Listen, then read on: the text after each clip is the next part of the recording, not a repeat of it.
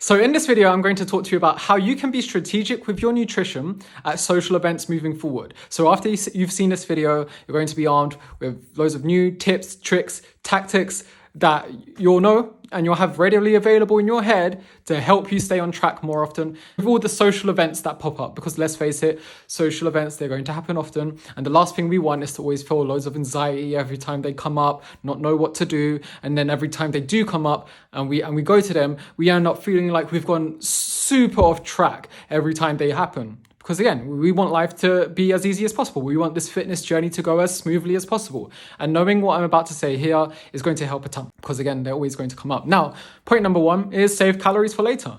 So if you know you're going out later, then save 800 to 1,200 calories for later. Save them, leave them free. And the way you could free up these calories for later is obviously maybe if you're going out for dinner, let's say, for a big dinner with your friends, and you need to save calories from that, then obviously you're not going to have your usual dinner. So that's going to help you save a bunch, but maybe it doesn't help you save enough. So maybe for that particular day, you're also not going to have your normal afternoon snack that you sometimes have. You might also have a slightly smaller portion at breakfast, and you might miss out on your smoothie at lunch as well. With those little sacrifices, maybe you could call them, done throughout the day, then it's going to help you save those calories for later on so that you can enjoy yourself. Now, point number two is, let's say, okay, and throughout this example, let's just say you're going out for dinner. That's going to be the example he's throughout. Say like you're going out for dinner. Point number two, prioritize fruits, vegetables, and protein throughout the day. Because let's face it, most events, when we go out, they're not going to be they tend, not always, but most social events when there's food there, they tend to be low in protein.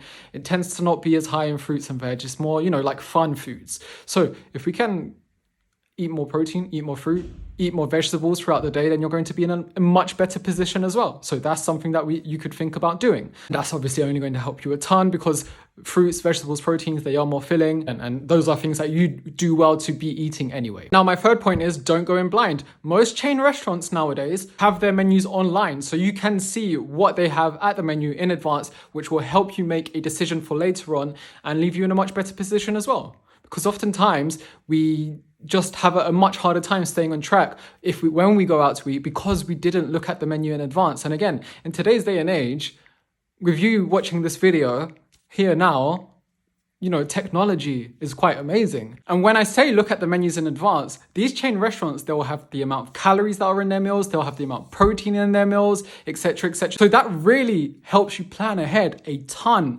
without going off track at all. So there is absolutely no reason to not look at the menu in advance. If it's a chain restaurant, obviously some family-owned restaurants, or maybe a lot, they're not going to have their menu online. So obviously that third point wouldn't be applicable for you. But if it is a chain restaurant, then yeah, you can know what you're going to have in advance and make a much more informed decision way earlier in the day. And then you'll be in a good position for the rest of the day, no sweat. And now my fourth point is stay to one plate. So stick with one plate. So let's say your mate Dave having a barbecue. Obviously help yourself with whatever you want at that barbecue. But the aim within that barbecue is to only stick with one plate. Don't go for seconds, because the issue is never the one plate you have. It's the third, the fourth, the fifth, the sixth plate that you end up having. Okay, so stick with one normal sized plate. And then my fifth and final point is be aware of alcohol. Now, a lot of people think that on their fitness journey, they can't drink any alcohol whatsoever. And this isn't true. Now, it must be said that alcohol, depending on how frequently you're drinking it and how much you're drinking, it can make your fitness journey a lot tougher. And there is no denying that. But you can enjoy some alcohol in moderation if you enjoy drinking. But I'm just saying that if you're going to go out to a social event and you know it's going to surround around food, then do be mindful about your alcohol intake, okay? Because a lot of people, potentially you included in the past, will be like, I only had one plate at the social event, so that's great. Or maybe you didn't even eat anything. You'll be like, I didn't eat anything at all. But then you had like 8 or 9 beers. So that's what you've really got to be mindful of, okay? And otherwise, to draw full circle, those are my 5 points that I had for you. So I do hope at least one of those 5 points will be helpful for you. If you don't know which one to pick or which one to do, I guess it could be it might be quite individualistic. Like it could be a context thing. Like maybe for one type of social event, you'll use one approach, and then another social event, you'll try another approach. But you will know which one works well for you with trial and error as well. So don't sweat if you don't get it right straight away. But otherwise, I do hope you're well. Any questions on the back of this, let me know. Take care, and I'll see you.